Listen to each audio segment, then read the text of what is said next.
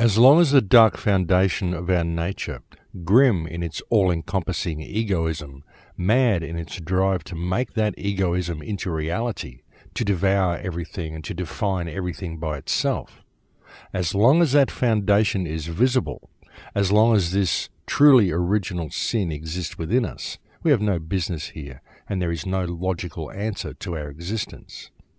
Imagine a group of people who are all blind, deaf, and slightly demented, and suddenly someone in the crowd asks, "What are we to do?" The only possible answer is look for a cure. Until you are cured, there is nothing you can do, and since you don't believe you are sick, there can be no cure. And that was said by Vladimir Solovyov. Welcome to Surviving the Matrix, ladies and gentlemen. My name is Maxwell Igan. It's a pleasure to be with you once again, and I'll be your host for the next hour. There truly is a sickness that infects most of humanity, folks. In fact, if one is to stand back and look at the world objectively, it seems to be quite obvious that the human race collectively has gone quite mad. When you look at the way we treat ourselves, treat the planet, treat the people around us, and when you see the pursuits that we indulge in, the meaningless collection of money and possessions which break down and fall apart, and how each of us during the short time that we have on this planet seem to be intent on building a bigger castle than everybody else, so that at the end of our lives we can say, well, yes, we've got this huge pile of stuff now, even though it just doesn't mean anything. And yet collecting this stuff seems to be the main focus of our lives. And we judge ourselves by how much stuff we've got, because we appear to presume that the meaning of our life is the one with the most stuff wins. But what if life isn't supposed to be like that, folks? What if it really isn't about collecting stuff? What if there is actually more to life than collecting stuff? And what if there's more to reality than what most people believe and what most people can perceive? And what if the collection of stuff and the social systems that we've been given to mold ourselves into, what if these are simply a distraction?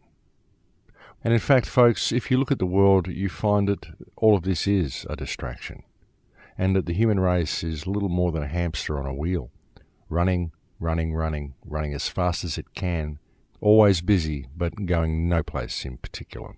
And because it's running so fast on the wheel, it also pays no attention to its surroundings. It doesn't really stop and look around.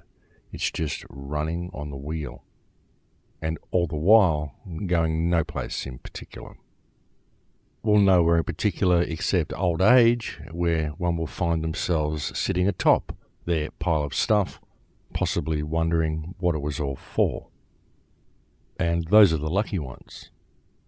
And not really lucky because they have a pile of stuff, but lucky because they still have enough mental aptitude to ponder what it was about. But what if there was a very different way of doing things? What if mankind had far more potential than what our self-styled rulers would have us believe? Far more potential than what our education system teaches us. And folks, seriously, if you look at the world today and you look at what we've done to the world, or you look at the amount of degradation on this planet, you look at the amount of wars that are being fought, the amount of homelessness, the environmental damage, the stuff that we've done, well, I would suggest, folks, that absolutely there is a better way of doing things, and that we do have far more potential than what we're led to believe. I mean, we certainly have the potential to destroy the place, and so it stands to reason that we also have the potential to fix it. Now, when I say we, I'm using the collective we. I'm speaking about we as a species, because ultimately, folks, it is we as a species that has caused all the damage on this planet. But you can't really blame the vast majority of people, because the vast majority of people have been trained by rulers and by a corrupt education system to believe that life is different to what it really is, and that reality is different to what it really is, and that what mankind's place in the universal food chain is vastly different to what it actually is. So people have been taught, they've been indoctrinated, and they've been trained to behave exactly the way they behave.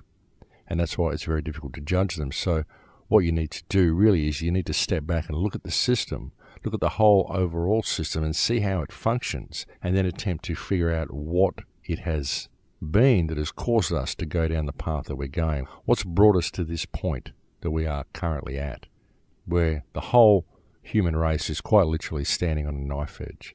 It really is. We've got so much tension around the planet at the moment that it's anybody's guess as to which way we could go. We've got a Western media here that is so intently brainwashing people and pushing and pushing and pushing for war and for more and more control of the population. And we have a really, really tense situation, folks. So I think it's about time that people really stepped back and started to pay attention to what's going on and really started to pay attention to the potential that they have. Because we've got to look at the problems in order to discover our potential, folks. We've got to understand that it's us that has brought us here. It's the actions of people that have brought us to this point, and therefore the situation can only be fixed through the actions of people. And it can't be the people that have brought us here. We can't allow these people to attempt to fix the problem, because these are the ones who created the problem to begin with. The problem can only be fixed, remedy can only be found by the rest of the people, the vast majority of the population of this world, shifting their perspective and viewing reality in an entirely new way, and then applying this newfound knowledge and this newfound understanding of themselves to reality. That's the only way it can be fixed. That's the only place remedy will be found. It can only be found within the hearts of the people.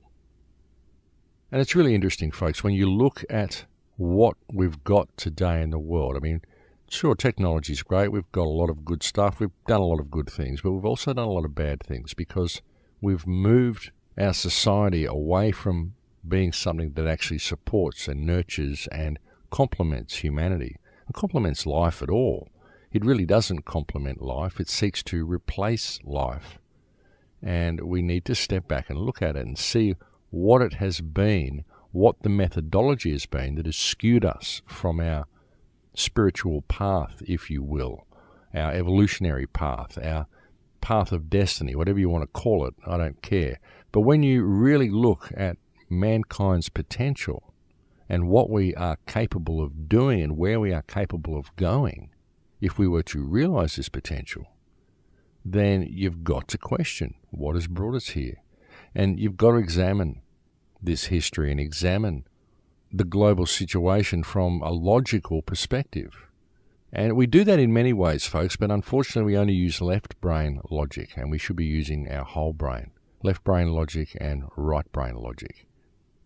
You've got to look at the world as a picture. Look at the human experience as a picture, a story in art, the art of mankind, the art of living. Everything you do is your art. The way you drive your car, that is your art of driving. The way you paint a picture is your art. The way you live your life, the way you express yourself is your art. Your whole life is an artistic statement, and it's the same for every single person. You are each a unique art form, a unique expression of art, because your active consciousness, your intention, your perspective of reality, this is the art of that particular frequency of consciousness. The art of living, the art of driving, the art of painting, the art of loving, the art of caring. It's all art, folks. Your life is art. And we've very much forgotten that. But if you can apply that type of a view to your life and view your life as a logical artistic statement, and not only a logical left brain analytical statement, then you can begin to see things a little more clearly. And you can see very clearly the predicament that the human race is currently in. Because we really are in a predicament, folks. I mean, Exhibit A, the Earth. You've just got to look at the state of this place and look at the state of human consciousness. Look at the direction we're going. Look at what's happening in the Middle East. Look what's happening in Fukushima. Look what's happening to the whales. Look what's happening in your own city. Look what's happening in your own backyard. Look what's happening to your own finances. Look at what's happening with your local council. Look at what's happening in every country around the planet. Look how much the people are struggling in order to support this economic model. And folks, yes, we have some real issues here, and we need to address these issues. But we have to step back and look at the world logically from our whole brain and see the art of mankind, what this art has become, and the direction this art is going. And it is then, I believe, that we will begin to find remedy. Because we're not going to find that remedy until we can learn to look at ourselves and look at the world holistically. And you see, I believe, folks, that when you view the world as an artistic statement, and when you view your life as an artistic statement, you begin to see things differently, and you begin to see the problems that we face. They're almost like black spots in the picture, bits where the paint didn't dry properly or where there was ink splashed on the scene or something. But when you can view life in this way, you do begin to see things differently. It's almost like a history book, and you realize that we are writing the history book right now, and that we could go in any direction. The problem is that we don't realize that we're writing it at the moment, and so we're leaving the authoring of this reality to other people. We're not really participating in it ourselves. But if you look at human history and you look at human life as an artistic statement, and you look at it as a picture, and you see how it was painted, how it was created, then you begin to see where we skewed from our path, where things went wrong, and how the system is perpetuated, and where it's taking us. Because what's happening is it's taking us in a certain direction, and it's kind of sailing along willy-nilly. There's nobody really at the helm. There's all these different ideas that are sort of congealing and gelling into this one direction. But ultimately, it's like this big experiment that's gone wrong. And it looks like it's heading towards a place where it's quite literally going to implode. Okay, so looking at life artistically, looking at the state of the world as an artistic statement, looking at it as a picture, then you also begin to see the art of those who control the planet, the picture that they have painted, and the way they've done it. And of course, folks, if you want to control a species, or if you want to control a group of people, the first step in controlling these people is to divide them amongst themselves. And when you look at the human species as a whole, look at it as a planetary organism, then you begin to see how this division has been brought about. Racial division, social division, class division, religious division. Racial division is an interesting one, folks. Racial division is something that is so contrived and so based in fear that it stuns me. It really does. I remember when I was a little boy, I lived in Adelaide, South Australia, and there was a little girl that I met in grade 1 at school. Her name was Helen Kimber. And I've never forgotten this little girl, because out of all the people in the school that I met, she was the one that I really got along with. When I looked at her, she had these bright eyes and this quick smile, and we became the best of friends very, very quickly. I was 5 years old and I was in grade 1, my first day of school even. I met this girl and we became great friends. Helen Kimber was in fact my first great childhood friend, the first real friend I ever made as a child. And I absolutely used to love the time that I spent in her company. We just got on the way people were meant to get on. Within a week, though, I had fallen foul with a lot of the other kids at school. I didn't know why, but they just didn't seem to like me. So Helen and I used to sit by ourselves mostly and play by ourselves in the break, and that was fine. We used to have a great time by ourselves, but we found that the other kids were quite aggressive towards us, and I just didn't know why. And I remember actually getting quite beaten within my first week of school by another child who beat me and rubbed my face into the ground and literally took most of the skin off my face, all my cheeks and my nose and my forehead. I went home and I was quite scarred and beaten, and I didn't know why anyone had attacked me. But I persevered through that, and I used to go and visit my little friend Helen for a couple of weeks. I used to go up to her house and she used to come down to my house, and we used to play, and we had a great time together. I still remember one day when I went to Helen's place, the beautiful smile of her mother as she greeted me at the front steps. She was so happy that I was there to visit her daughter and to play. And these were really a beautiful family and such a pleasure to be around. But then my mother kept pushing me towards this other little girl that she wanted me to be friends with. And I couldn't understand why, because I didn't really like the other little girl. We just didn't get on, we just didn't click, and I just preferred to be in the company of my little friend Helen. But then Helen and her parents had to move, and they moved not too far, only a few miles away from where I lived, but I lost contact with her and never saw her again, and always felt that I'd lost a great friend and someone that I was supposed to know in my life. And it wasn't until years later when I thought about Helen and I realised that Helen had dark skin. And that was something that I didn't notice when I was a child. I didn't know that she was black or Indian, or I don't know where she came from. I don't know whether she was Aboriginal or whether she was Negro or whether she was from India. But she was a darker skinned girl, and her parents were dark skinned. And I hadn't noticed when I was a child. It didn't mean anything to me because what I saw was the spirit and the light in the eyes of these people. And I saw them as real people. They were the only real people that I'd met in all of my mother's friends and all of the people that I'd met at school. These were the realest people I had ever come across. And so that's who I was naturally attracted to.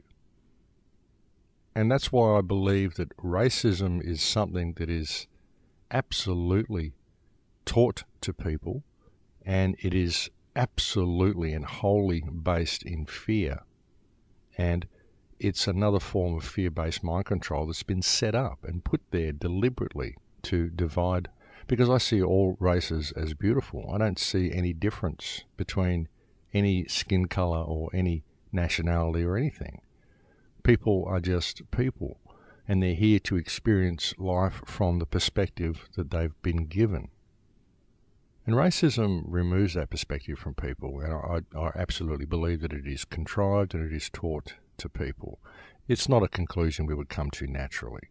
I think that if children were left to their own devices, racism is simply not the direction they would take. As I said, folks, it's just another form of fear-based mind control. And that's really one of the main tools that's used to divide people. It's all fear-based mind control. And it's interesting, folks, because when you get locked into a state of fear, it's almost like a self-fulfilling prophecy. You become fearful of something that doesn't actually exist, because most fear is based in the illusion of fear. Because most fear is based on the non-existential. Most fear is based in something that may happen, which doesn't exist right now, and usually it's just a possibility that it could happen, which is completely and utterly fictional. It's a complete illusion. So most people who are in a state of fear are in fear of something that does not actually exist. And they say that fear of the non-existential is insanity. And so that's what we have, folks. We have a society which functions according to different socially acceptable levels of insanity, which are determined upon the level of fear that each person feels. And fear can be very, very persuasive in what people do. It can really, really affect people in very significant ways. Look at Angelina Jolie recently. Just because she had a certain gene that people believe may cause cancer, bear in mind she didn't have cancer, but she had a gene which they believe may lead to breast cancer. She went and had a mastectomy, which has then caused all of these women around the world to go and get themselves mutilated. And if that isn't a perfect example of what fear-based mind control can do to people, then I don't know what is. And again, it's always fear of that which does not actually exist. And what Angelina Jolie just did is a perfect example of that. Fear is very, very useful in controlling people, folks, and getting people to do things they would not otherwise do. And this is why fear is promoted so much within our governments, and it's promoted so much within our society. Indeed, fear is the basis of all of the NSA spying that we just saw. I mean, why would the United States government be wanting to wiretap the entire planet? It's because they're scared someone's out to get them somewhere. And they're not going to feel comfortable with themselves until anybody who they believe may pose a threat to them one day, possibly, is eliminated.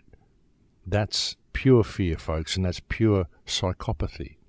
And that's why I often say that we have a psychopathic society, and the main mechanism that it uses to control people is fear-based mind control and division. The controlling hand on this planet wants the people of this world to remain divided, because otherwise they believe that they will unite against the controlling hand, which is exactly what the people should do. And the mechanism that they use to do this is division, which is created from fear-based mind control. And like I said, folks, these create self-fulfilling prophecies. You have someone who is in fear of that which does not exist, and so that person takes steps to protect themselves against this non-existent force, and their action in doing this actually creates that non-existent force. You live in a society or in a culture, in a village, in a tribal culture, in any situation where everybody lives in a state of abundance, but suddenly you become scared that other people may come and take what you've got, and so you put a fence around your house. The fence that you've put around your house makes people wonder what you've got to hide. He must have something in there that he doesn't want us to take. So they climb over the fence and they come into your house and they take all your stuff. So you created the situation yourself. And this is what we've done as a society, folks. America is so scared that somebody somewhere out there might be out to get it, that it's created this whole global surveillance network. And because it's done this and it's taken all these steps to protect itself against some possible outside invader that may exist somewhere in the world someday, and that the only way they can ever protect themselves against ever being controlled by anybody else is to control everybody else on the planet. And this is purely psychopathic, folks. This is exactly the way a psychopathic mind works. But because they've done this, and they've believed that everybody is out to get them and the only way to protect themselves is to control everybody else, then now the whole world's attention has been turned to the United States, and they are creating that global enemy that they always believed that they had via their own actions in trying to protect themselves against a non-existent enemy. And it's not just the United States, folks. This is just where it's most visible. It's really the entire Western world, because that type of fear-based mind control, that type of fear-based social system has now gone out and infected the rest of the Western world. And again, this simply promotes self-fulfilling prophecies within people and within countries. And the same thing could be said for many people, folks. The same thing could be said for many religious sects. The same thing could be said for Israel. The amount of steps Israel has taken to defend itself against non-existent enemies, it's created enemies all the while that it's done that. When really before white people got involved and before the Holy Land of Israel was turned into a country or a state and a nuclear power, then there was no real animosity in the Middle East. Everybody got along fine. But it was that desperate need to protect themselves and protect their right to be Jewish which created all the animosity that now exists towards the Jewish religion. And now, as we can see, folks, the desperate attempts that Israel is taking to defend itself against everybody else, and because the people of Israel have always believed that they are the most hated and persecuted race in history, they are basically persecuting everybody else, and they've been so desperate to protect Israel, they are causing Israel to implode via their own actions and the fear that they hold that it may implode. So these again are self-fulfilling prophecies, folks, that are all based in fear, and because this fear does take over the mind, it causes the mind to create all the problems that it can imagine to be there. And we often do this, folks. We do this on many levels. Very often people will enter into relationships and they're so terrified that their partner will play up on them or leave them that they smother their partner and won't give them any space at all to be themselves, which ends up destroying their relationship. So again, it's a self-fulfilling prophecy. And every time we do this, folks, it's always based in fear. Fear of that which does not exist right now. Now, admittedly, in applying this type of fear-based mind control to things such as the American government and saying, well, this is what caused the NSA to do the spying that it did, well, a lot of it was based on fear, but a lot of it was also based on control. And that's what this whole corporate system is about as well. It's about control. But then you've got to really look at it and say, well, why would anyone want that control to begin with? Why would it be so important to control everybody else on the planet? Well, again, folks, you only would want to control everybody on the planet because you believe that it is only by controlling everybody else that you can prevent anybody else from controlling you. But why would you believe people would want to control you? If you know who and what you are, you know that each person on this planet is a unique expression of creation, then how can anyone control you? So again, folks, all desire to control others basically stems from fear. Fear-based mind control. And it is this fear-based mind control that is used against the people of the Western world to great effect. Indeed, it is fear-based mind control that has really brought us to where we are now. It is the fear-based mind control that is used to create the division that we see so rampant in our society. And it's on all levels, folks. The fear of poverty, which causes people within our society to exploit each other. Fear-based mind control. The fear of not measuring up to where we believe we should be on the social ladder. Again, fear-based mind control. The fear of not passing at school and getting good grades so you may not get a good job. Fear-based mind control. Peer group pressure, wondering how we measure up in the eyes of the opposite sex. Instead of seeing sex as something natural, we see it as something based on how attractive or rich we can make ourselves. Again, fear-based mind control. It really is the basis of the entire system, folks, and it is this fear-based mind control which causes us to set ourselves apart from everybody else and to not really worry about what others think. Always look after number one. There's a sucker born every minute, and no one's going to look after you except yourself, and so you are the only one that you should worry about. And again, folks, it's all simply division that stems from fear-based mind control. But I think we've reached break time here, folks, so I'll have to leave it there for now, and we'll go and have a break. It's a pleasure to have your company on the air today, and I'll speak to you again in a few minutes. Thanks for listening. And welcome back, ladies and gentlemen. So, folks, there is no doubt that we are seeing a huge awakening happening around the planet. Look what's happening in Egypt. Look what's happening all around the world. There are so many people that are coming online. The protests in Egypt are absolutely massive. And even though it's likely that both sides are being puppeteered by Western interests, it's still a very, very dangerous game that's being played in Egypt. I mean, even when the Morsi government came to power and took over from Mubarak, who had held the reins of a dictatorship there for many years, even if Morsi was a Western puppet or a flake who was ultimately serving Western and Israeli interests, and there should be no doubt of that, folks, that's what he was.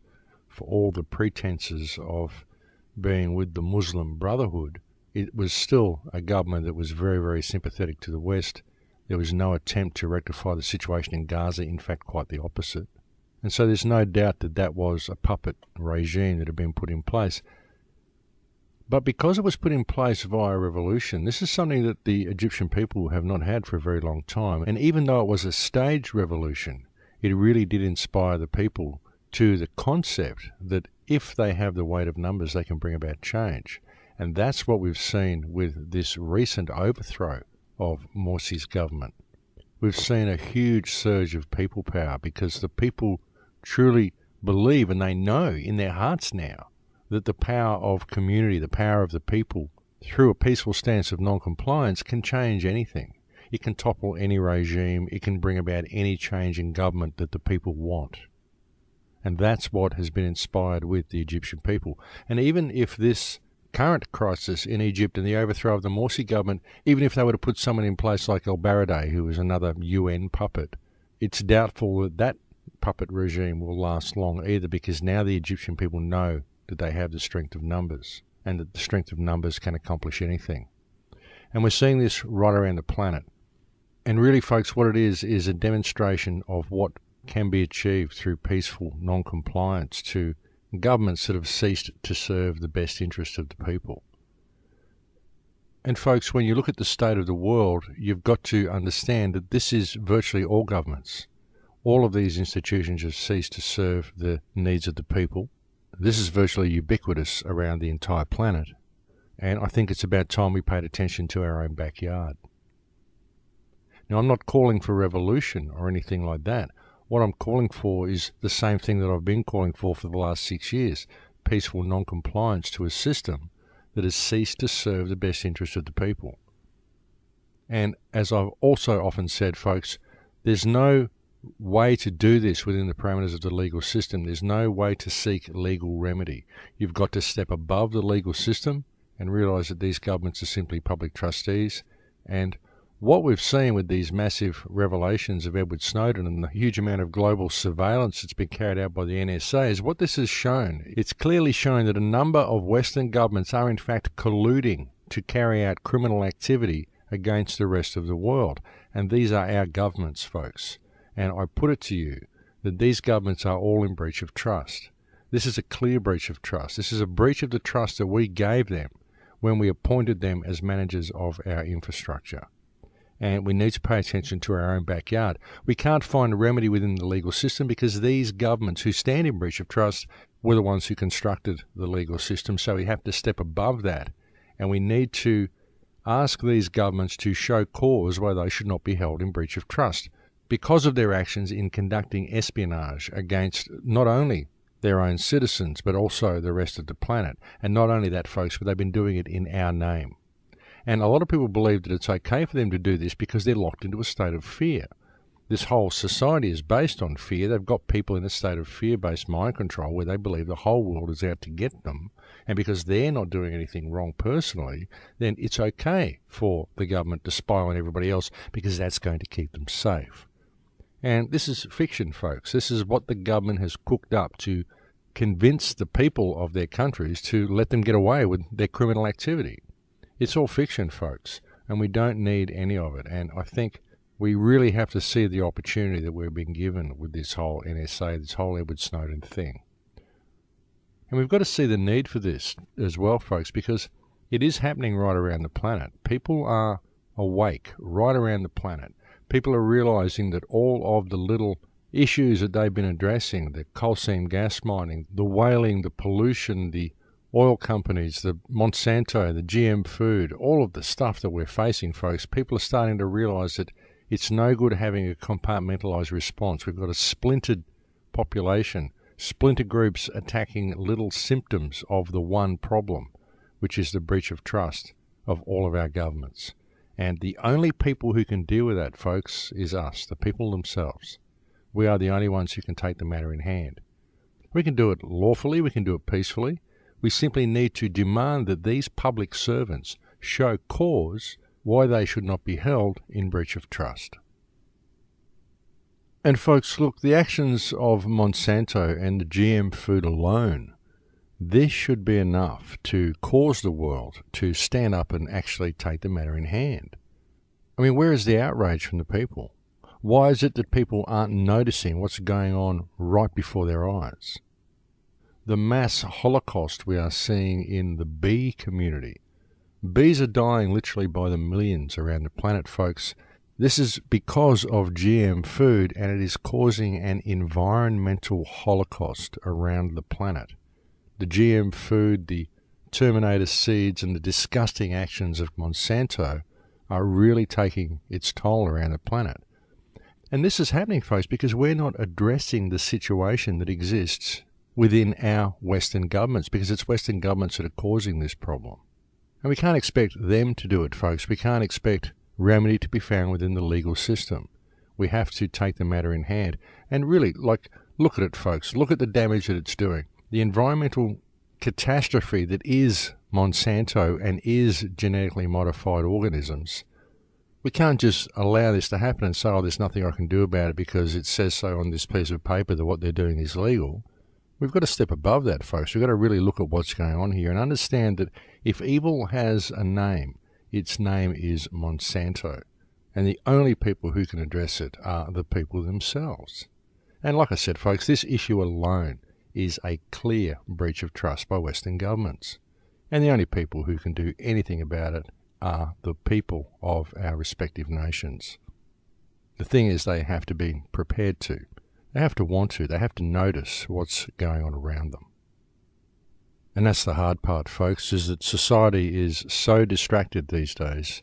And even the kids, they think the whole surveillance culture is okay because they've grown up with it. They've grown up with video games that are built on all this surveillance technology. They love it. They love to know that this sort of stuff is out there.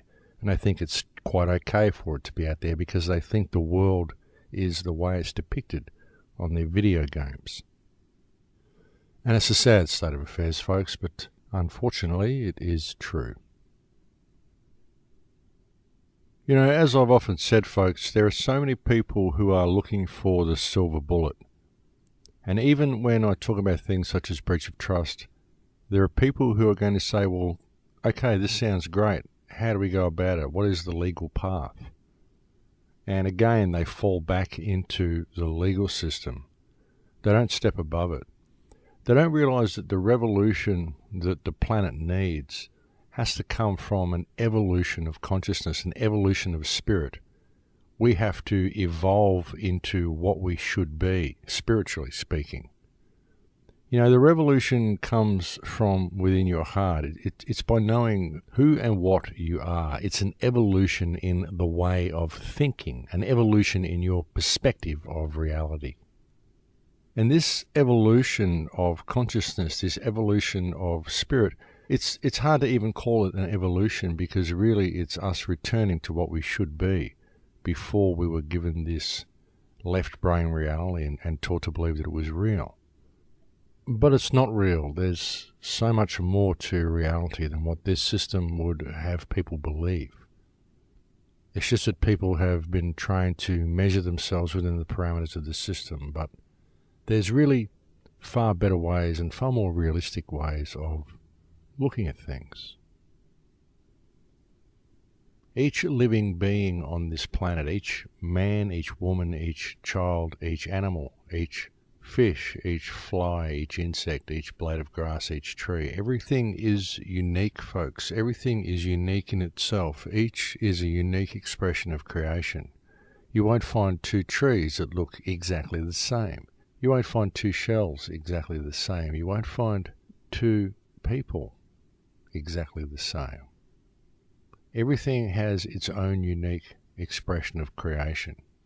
And it is that uniqueness that is reality, makes up reality. Without that uniqueness, we don't have a workable reality. And everything this system is doing is attempting to homogenize this diversity and homogenize everything about the human spirit.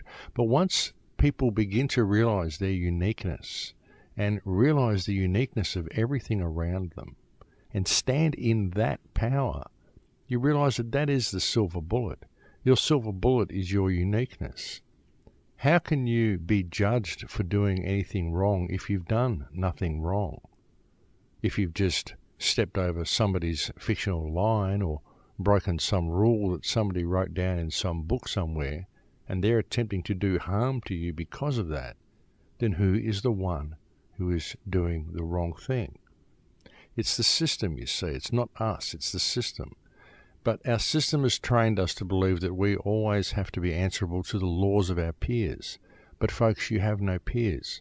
You are unique. You are a unique expression of creation. And therefore you have no peers, therefore you cannot be subject to the laws of your peers. The only law that you are subject to is the law of creation itself, the laws handed to you by your Creator in the divine covenant that you hold with your Creator, the divine trust that you hold with your Creator, whatever that trust may be, whatever that covenant is. You are the only ones who know that because it is your covenant. It can only be you that would ever know what that relationship is because you are unique. And even if you attempt to tell someone else what your relationship with your Creator is, they'll never understand it the way you do because they can never see it from your perspective. So it's a unique thing. So how can anyone claim to have jurisdiction over you in any way, shape or form? Because to do so would be to admit that they are operating a slavery system. And that's what it is. It's a system of financial slavery, a system of legal slavery. But worse than that, it's a system of intellectual and spiritual slavery. It's a system of conscious and artistic slavery. You know, I have so many people contact me and they say, Max, if you know this, then why don't you be our spokesperson? Why don't you go and take the system on? And we'll all stand behind you and hold your coat and hold your hat. Well, when I say you are unique, and when I say you have no peers, there is actually a legal terminology that describes this condition. And that legal terminology is sui generis. And I use this term simply for those who would like to have a legal definition of what I'm talking about. And I've mentioned it to you before. And that capacity of sui generis, knowing that you stand in the capacity of sui generis, is in fact a statement of your uniqueness. But this applies to everybody and everything, not just yourself. And if you believe this does apply to yourself, then you need to respect the fact that it does apply to everything else as well. Everything, by legal definition, is sui generis. And folks, because everything is unique, the people that operate within the parameters of the system, they are also unique. And I have no jurisdiction over them. I don't wish to fight their system because this system is fiction. So I'm fighting a cloud. And I only actually give the system power and give the system substance by fighting it. I'm just here. I live my life the way I live my life. I don't hurt anybody. In fact, I do what I can to help everybody that I come into contact with. So how am I doing any harm to anybody? How could anyone say that I've broken any law? And if the system wishes to claim that I have in some way and they wish to come to me, maybe they don't like what I'm saying, they'd like to come to me and tell me to be quiet and attempt to exercise jurisdiction over me, well, I'll require them to demonstrate that they have that jurisdiction because, as I said, I'm unique. I stand before them in the capacity of sui generis. Therefore, I'm answerable only to my Creator. If they are claiming they have a right of ownership over me, then I require them to produce a contract bearing the wet ink signature of my Creator, which granted them jurisdiction over this vessel that I inhabit, namely my body. If they can't show me that contract, then I require proof of claim. They are not part of a slavery system. But the point I'm attempting to make here, folks, is that because I'm unique and I can understand that everybody and everything else is also unique, and I can also understand that the system is fiction, then why would I want to go and fight or attack anybody or do anything against anybody when I can see that they have no jurisdiction over me? Because by attacking them, would I not be attempting to exercise my jurisdiction over them? Because you see, I don't believe that I have any jurisdiction over them. If those people choose to follow this fictional system and allow it to rule their lives, well, that's their business. They're free to do that if they want to do so. That's no cause for me to get involved in their life. But if they choose to inflict themselves upon me because of their belief in a system that I have no part in, well, that's when I'm prepared to stand in my ground and exercise the power that I know I have. And I hope that made sense, folks, but what I'm saying here is that I don't go and fight it because it's fiction. I'm fighting a cloud. Why would I go and give it substance by fighting it? Because if I fight it, then I must believe that it's real. Otherwise, I wouldn't be fighting it, unless I'm simply in a state of fear-based mind control and I'm fighting an enemy which does not exist. And again, folks, this is what it is. It's fear-based mind control. The whole legal system is fear-based mind control. It doesn't really exist. It only exists on paper. It only exists in the minds of people who believe it exists. But like I said, you can step above that. You can step back into trust, and you can question the jurisdiction of the people who wrote the rules on the piece of paper to begin with. Because where do they get the power to do that? Well, they only got it from the people because they are public trustees. So you can always bring it back to trust, folks, and that's, I believe, the way the whole matter needs to be addressed. You know, it's an organic thing. There is no leader to this global revolution. There is no organization, there's nothing to target, there's no one to take out as the one head of the mechanism that's going to be the target for the New World Order to attack. There is no one spokesperson, there is no one methodology, there is no one way. There is the way of everybody's heart, the way of the people themselves. And it's an organic thing that manifests as people begin to understand who and what they are. And they begin to stand in the power of their Creator, the power of their unique, blessed spirit, their unique perspective of creation that they are, the unique frequency of consciousness that they are. You know, folks, with everything that's going on, with the huge outflow of people around the world, the huge protests that we're seeing, with the revelations of the information about the NSA spying, and the way that it's not just the United States, it's in fact many, many countries that are colluding to do this. The whole thing has been laid bare, and with all of this, we really are at a time of one of the greatest opportunities in human history. Now more than ever, we've got people that are online, people that are awake to what the world is and what they are. They're awake to the power that we have as a species, should we choose to exercise that power. They're awake to their individual power, because that's where it all comes from. It's got to come from the hearts of the people. That's what I mean, folks. There is no leader or face to this revolution, this evolution, this next step that mankind is about to embark on, the new adventure of human consciousness. There is no leader, there is no guide. The guide is our own hearts. There is no face to this revolution. It's a revolution of spirit. It's a revolution of consciousness. It's an evolution in the perspective with which people view things. And that's why it can never be stopped. It's organic and it is self-perpetuating. There is no mechanism that the powers that be can ever put in place that is going to hold human consciousness down. We just keep moving the goalposts. We just keep evolving into something new. We just keep metamorphosing into a different paradigm. We won't be held down, folks. We are too creative for that. We are too innovative for that.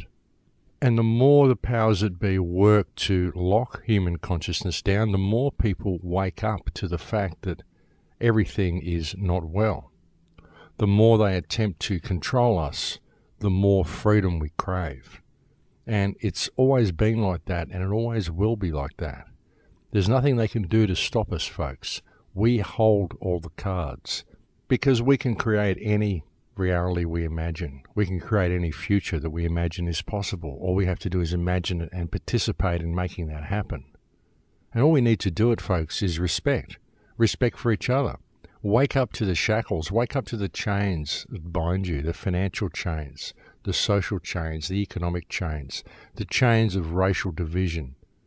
Because they're all fiction, folks. They're all designed to splinter and divide human consciousness so that we never have a cohesive enough force to be able to stand against the system and bring about any positive change. But people are waking up to this now. People are waking up to the fact that it has been a divide and conquer situation. It has been all about division, and it's been created through fear-based mind control. But it's no longer a time to be afraid. It's now a time to come into your potential, to come into your power. This is the greatest opportunity we've ever had to do so, folks, and it's very, very gratifying to see the response that there has been around the planet to this global situation. Because everybody's had enough. Everybody knows that there's no way to fix it through the governmental system, not unless we can introduce some form of transparency into the governmental system. But again, that's not going to happen until the people stand up and take the matter in hand. It's time for every person in every respective country to clean up their own backyard and to hold their public trustees accountable for their actions. It's time to shift the paradigm, folks. It's happening. It's happening right around the world. But it's still not happening in every country where it should be happening, and it takes the participation of the people for it to happen in every country. And you don't have to do much, folks. All you have to do is spread information and stop complying with the system of slavery. Stop complying with anything that seeks to repress or squash the human spirit. Stop complying with anything that promotes GM food, anything that removes the rights of the people to have a natural toxin-free environment. Stop complying with any regulation that does not serve the people. And should your governments choose to impose such regulations on you, then use it as an excuse to question the government and to ask the government why they should not be held in breach of trust for their actions. Now's the time that we can do it, folks. Now's the time we can bring about effective change. All it will take is the participation of the people. And look, I know I've been harping on about this trust thing. I've been harping on about the need for people to participate. I've been harping on about the power of community for a long time now in these radio shows. A good 6 years I've been basically bringing you the same message in as many different ways as I can think of in an attempt to crack that shell with people and to help people understand what's going on and how easily remedy to this situation could be found. If the people were to discover themselves and they were to unite, put down their barriers with each other, because all the barriers are fiction. They've all been created by this system. We don't need any of them. They're just there purposely to keep us divided. But there's far more to life than that, folks. There's far more to life than the distractions that we're given. And I really do believe that it's important that people pay attention to what's going on around them. It's important that we see the collusion between our Western governments and the incredible breach of trust that these governments are committing. It's important that we pay attention to the incredible damage that's been done by companies such as Monsanto, the incredible damage that's been done by fluoridation of our water supply and coal seam gas mining and all of the things that we're doing, folks. The list is enormous of the problems that we've created. And all of these problems have been created by corrupt legislation, corrupt corporations and corporate charters and all the things that our governments have allowed to happen. And they're doing it because we're not paying attention. You know, we're distracted with who's the good guy and who's the bad guy and which contrived war is doing what and whose side we're in what battle and religious rubbish and whether abortion is a good idea or not and gay marriage and all of the stuff that they give you to distract you from any real issues. Because the real issue is the future of humanity itself. The future that is being destroyed by the genetic modification of our planet, by the total pollution and degradation of our planet, by the theft of all the resources of our planet, by public trustees, and it's happening because we're not paying attention.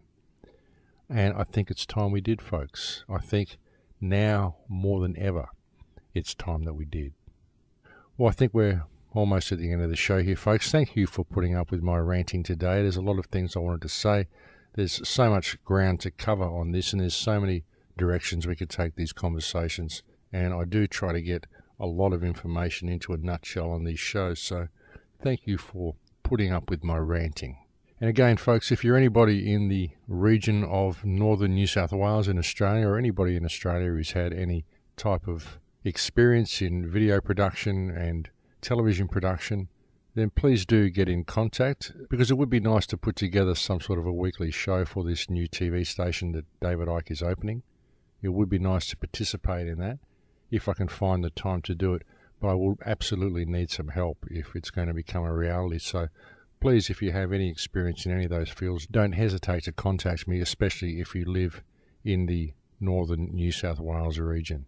But that is it for me, folks. I'm now completely out of time. Thank you to anybody who has ever made a contribution to the website. Listen to all those people as well whose emails I have not answered. I'm so sorry. I've got messages built up and banked up all over the place at the moment. I just haven't been getting to anybody.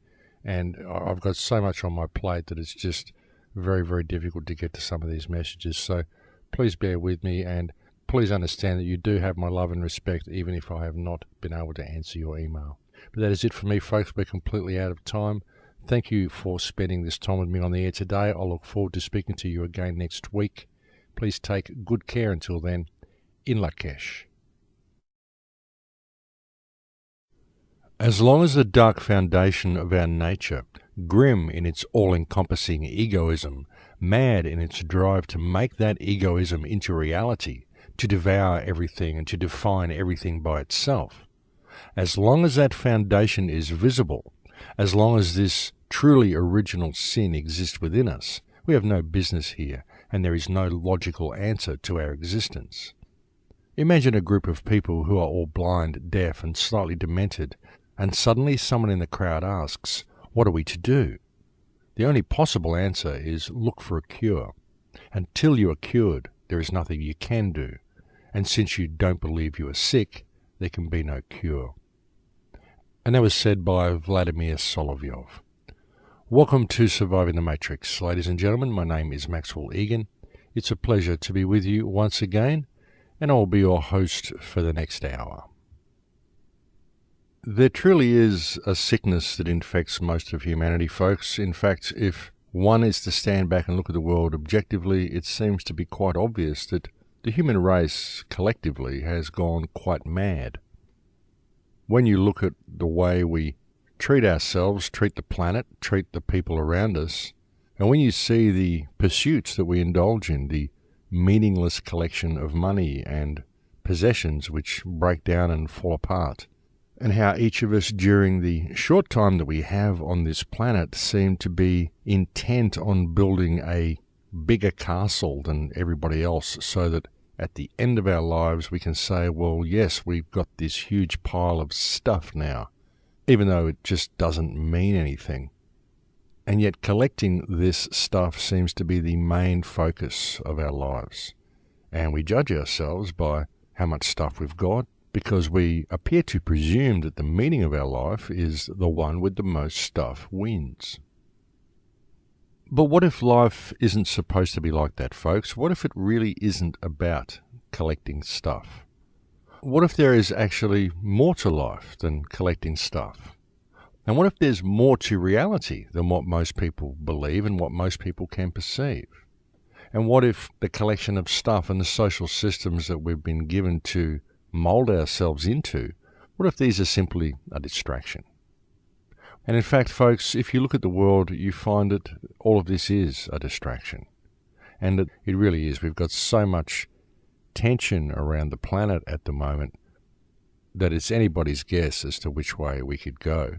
We've got a Western media here that is so intently brainwashing people and pushing and pushing and pushing for war and for more and more control of the population. And we have a really, really tense situation, folks. So I think it's about time that people really stepped back and started to pay attention to what's going on and really started to pay attention to the potential that they have. Because we've got to look at the problems in order to discover our potential, folks. We've got to understand that it's us that has brought us here. It's the actions of people that have brought us to this point, and therefore the situation can only be fixed through the actions of people. And it can't be the people that have brought us here. We can't allow these people to attempt to fix the problem, because these are the ones who created the problem to begin with. The problem can only be fixed, remedy can only be found by the rest of the people, the vast majority of the population of this world, shifting their perspective and viewing reality in an entirely new way, and then applying this newfound knowledge and this newfound understanding of themselves to reality. So absolutely, there is a better way of doing things, and that we do have far more potential than what we're led to believe. I mean, we certainly have the potential to destroy the place, and so it stands to reason that we also have the potential to fix it. Now, when I say we, I'm using the collective we. I'm speaking about we as a species, because ultimately, folks, it is we as a species that has caused all the damage on this planet. But you can't really blame the vast majority of people, because the vast majority of people have been trained by rulers and by a corrupt education system to believe that life is different to what it really is, and that reality is different to what it really is, and that what mankind's place in the universal food chain is vastly different to what it actually is. So people have been taught, they've been indoctrinated, they've been trained to behave exactly the way they behave. And that's why it's very difficult to judge them. So what you need to do really is you need to step back and look at the system, look at the whole overall system and see how it functions, and then attempt to figure out what it has been that has caused us to go down the path that we're going. What's brought us to this point that we are currently at, where the whole human race is quite literally standing on a knife edge. The human race is little more than a hamster on a wheel, running as fast as it can, always busy, but going no place in particular. And because it's running so fast on the wheel, it also pays no attention to its surroundings. It doesn't really stop and look around. It's just running on the wheel, and all the while going no place in particular. Well, nowhere in particular except old age, where one will find themselves sitting atop their pile of stuff, possibly wondering what it was all for. And those are the lucky ones. And not really lucky because they have a pile of stuff, but lucky because they still have enough mental aptitude to ponder what it was about. But what if there was a very different way of doing things? What if mankind had far more potential than what our self-styled rulers would have us believe? Far more potential than what our education system teaches us. And folks, seriously, if you look at the world today and you look at what we've done to the world, or you look at the amount of degradation on this planet, you look at the amount of wars that are being fought, the amount of homelessness, the environmental damage, the stuff that we've done, well, I would suggest, folks,